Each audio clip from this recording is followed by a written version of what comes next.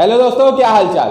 आज हम बात करेंगे अपना चैप्टर नंबर 12 के न्यूमेरिकल की। न्यूमेरिकल मतलब टॉप 10 एमसीक्यूज। इसमें 10 एमसीक्यू लगाएंगे। बाकी जो लोग चैनल पर नए हैं, चैनल को लाइक करिएगा, शेयर करिएगा, सब्सक्राइब करिएगा। इसका इंट्रोडक्शन जिन लोगों ने नहीं देखा है वो पहले जाके इंट्रोडक्शन वीडियो देखिएगा, क्योंकि इंट्रोडक्शन वीडियो में ही चैप्टर की थ्योरी होती है। बाकी और जो टॉप 10 एमसीक्यूज आते हैं इसमें केवल सवाल को लगाए जाते हैं, और आधे से ज्यादा सवाल ऐसे होते हैं जो कि अगर आप इंट्रोडक्शन देखेंगे तो खुद ही लगा लेंगे। बाकी जो भी किसी को कोई दिक्कत होगी वो मेरा व्हाट्सएप नंबर इंस्टॉल कर रहा है, उस पर मैसेज करिएगा। कोई सजेशन देना होगा कमेंट करिएगा।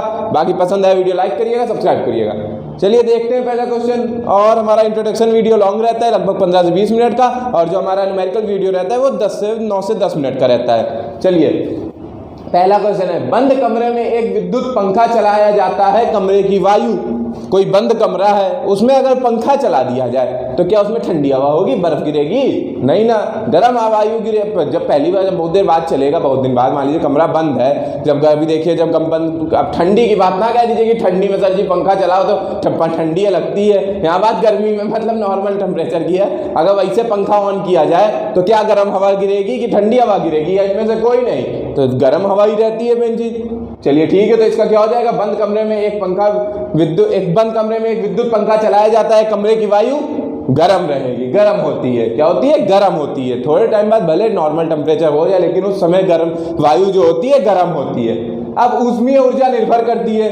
ऊष्मीय ऊर्जा किस पर निर्भर करती है? द्रव्यमान पर, कि ताप में वृद्धि या कमी पर, या फिर दोनों पर। अब एक रामबाण इलाज जहाँ पे ऐसा कुछ आ जाए दोनों पे या उपरोक्त सभी, तो अक्सर नहीं, लेकिन अगर जहाँ दोनों पे कंडीशन बनती है तो यहाँ वही सही होता है। मान लीजिए 4 ऑप्शन दिए हैं, कहीं ऐसी कंडीशन बन रही है ए व बी दोनों सही, तो यानी वही सही होता है। लेकिन इस बात पे और बता दूं, ऊष्मीय ऊर्जा द्रव्यमान पर निर्भर करती है और ताप में वृद्धि व कमी पे निर्भर करती है, और वस्तु की प्रकृति पर भी निर्भर करती है। 3 आएगा तो भी लगा दीजिएगा, उपरोक्त सभी। तो इसमें क्या हो जाएगा? दोनों। अब बात करते हैं, निम्न में कौन सी गैस ग्रीन हाउस में नहीं होती है? ग्रीन हाउस गैस नहीं होती। निम्न में कौन सी गैस ग्रीन हाउस नहीं होती है? तो CO2 होती है, N2O होती है, H2 नहीं होती है। कौन सी? H2 ग्रीन हाउस गैस नहीं होती है। कुछ चीजें याद करने वाली है, इनको आप याद ही करिए तो ज्यादा बेहतर है। बाकी जब साइंटिस्ट बन जाइएगा तब निकालिएगा क्या क्यों होती है, क्यों नहीं होती है। अब आगे बात करें, है इसके पीछे की भी थ्योरी है, लेकिन ये शॉर्ट वीडियो बनते हैं हम लोगों के। इसमें लगभग सारी चीजें शॉर्ट से में बताई जाती हैं, क्योंकि पेपर अब 5 तारीख से पहले, 1 से 5 के बीच में, इसलिए इसमें थोड़ा थोड़ा ही बताया जाता है। बाकी जुलाई से जब ये चैनल पे 12th की क्लास वगैरह चलेंगी तो उसमें डिटेल बताया जाएगा। उसमें आराम से आइएगा, पढ़िएगा जिसको मन करेगा। एम द्रव्यमान के पदार्थ की गुप्त ऊष्मा। गुप्त ऊष्मा क्या होती है? L होती है। सबको पता है, मैंने इंट्रोडक्शन में बताया है, गुप्त ऊष्मा L होती है। अब इसमें गुप्त ऊष्मा और विशिष्ट ऊष्मा, ये 2 बात थी। विशिष्ट ऊष्मा S थी, गुप्त ऊष्मा L थी।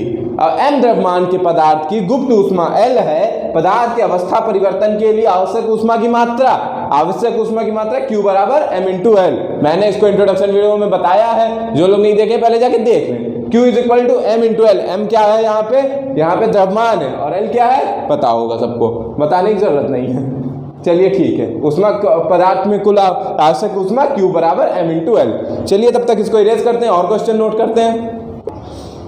चलिए अब बात करते हैं क्वेश्चन नंबर 5।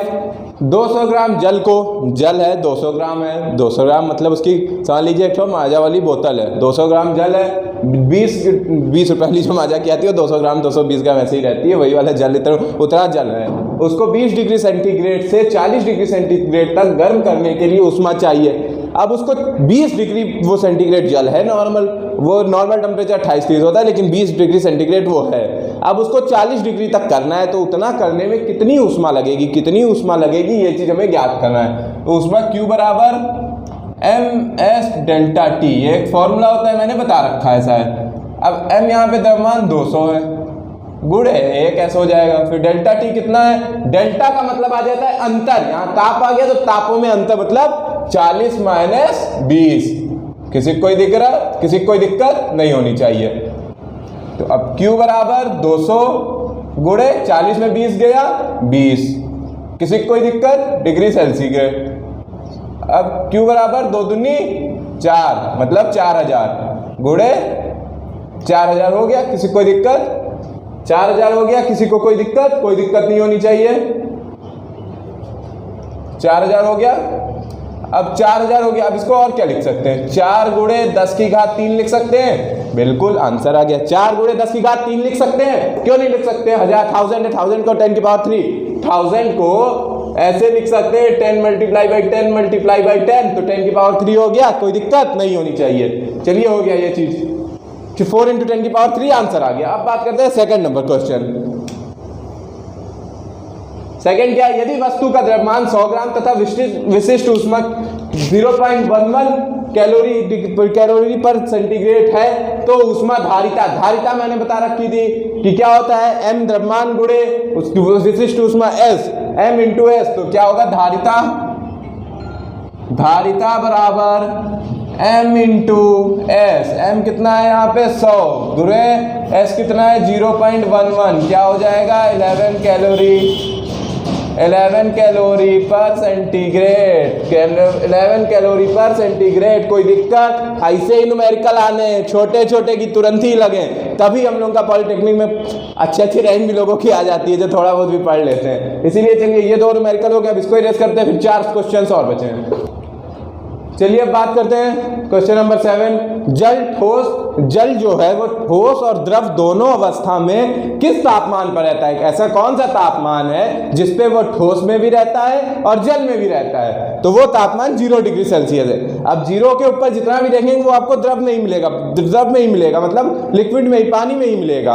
मतलब पानी का मतलब है कि लिक्विड स्टेट में मिलेगा, लेकिन जब सॉलिड स्टेट भी रहे वो भी रहे, मतलब थोड़ा थोड़ा उस पर पपड़ी आ जाए, ऐसी कोई कंडीशन, एक एग्जैक्ट मतलब एक पॉइंट होता है, उस जगह दोनों की कंडीशन पाई जाती है, तो वो क्या है 0 डिग्री सेल्सियस पे उसको ठोस भी मान लिया, ठोस भी होता है वो और द्रव भी होता है। अब बात करेंगे हम क्वेश्चन नंबर 8 नंबर। एक ही धातु की 2 वस्तुओं, कोई एक ही धातु है, इसकी 2 वस्तुएं हैं, उनका जो धारिता में अनुपात है, धारिता में 3:4 का अनुपात है, उनका 3:4 का अनुपात है।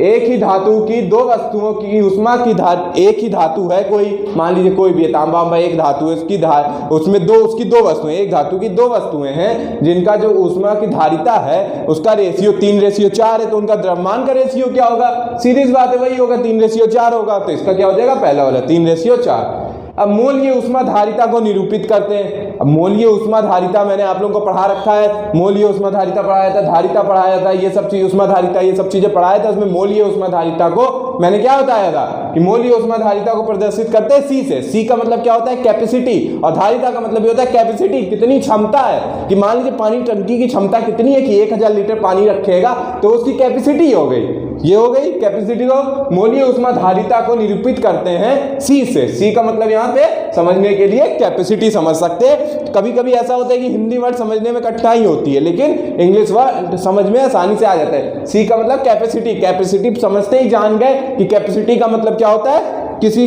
मतलब कितना हमारे अंदर क्षमता है कि हम कितना चीज उस पर रख सकते हैं, किसी चीज में कितना चीज रख सकते हैं। जैसे पानी टंकी का मैंने एग्जांपल दिया, कितना पानी उसमें अट सकता है, तो इसलिए जो पानी टंकी का एग्जांपल दिया उसको कैपेसिटी बोलेंगे कि इस पानी की टंकी की 1000 लीटर पानी रखने की कैपेसिटी है, तो क्या हो जाएगा, सी हो जाएगा मूल्य ऊष्मा धारिता को। अब मूल्य एक तो केमिस्ट्री से 1 मोल होता है, उसका उसे लिए उठा लिया गया कि 1 मोल की बात होती है, तब उसमें कितना होता है, इसकी कोई ज्यादा मोलियोलियो में घबराने की जरूरत नहीं है। फिजिक्स है, फिजिक्स तक ही रहने दीजिए, जितनी केमिस्ट्री काम चलाऊ आती है आए, फिजिक्स वाले मैथ में ज्यादा तेज रहे वो ज्यादा अच्छा है। चलिए इसका सी हो गया, सी मतलब कैपेसिटी। अब विशिष्ट ऊष्मा को प्रदर्शित करते हैं। अब विशिष्ट ऊष्मा ये भी मैंने आप लोगों को पढ़ा रखा है, और इससे पहले भी एक क्वेश्चन आया था जिसमें बात आई थी विशिष्ट ऊष्मा S बराबर क्या लिख रहे थे, तो S जैसे अब इसमें नियत आयतन भी पढ़े थे और नियत दाब भी पढ़े थे, तो नियत आयतन में SV हो गया था, याद आ रहा है कुछ? अगर पिछला वीडियो देखें, जो नहीं देखें जाके पहले देख लें। और नियत दाब क्या था, SP हो गया था। अगर विशिष्ट ऊष्मा की बात करें तो इससे क्या पता चला कि S क्या होता है, विशिष्ट ऊष्मा होती है, क्योंकि विशिष्ट ऊष्मा के अंदर वो सब चीजें बात हो रही थी ना, तो विशिष्ट ऊष्मा किससे प्रदर्शित होता है, S से होता है। बाकी आज हम लोगों ने 10 क्वेश्चंस लगा लिए हैं। कल हम लोगों का नेक्स्ट चैप्टर होगा ऊष्मा संरक्षण, मतलब ट्रांसमिशन ऑफ हीट, ऊष्मा संरक्षण पे बात करेंगे। बाकी जो लोग चैनल पे नए हैं, चैनल को लाइक करिएगा, शेयर करिएगा, सब्सक्राइब करिएगा और ज़्यादा से ज़्यादा शेयर करिएगा। धन्यवाद।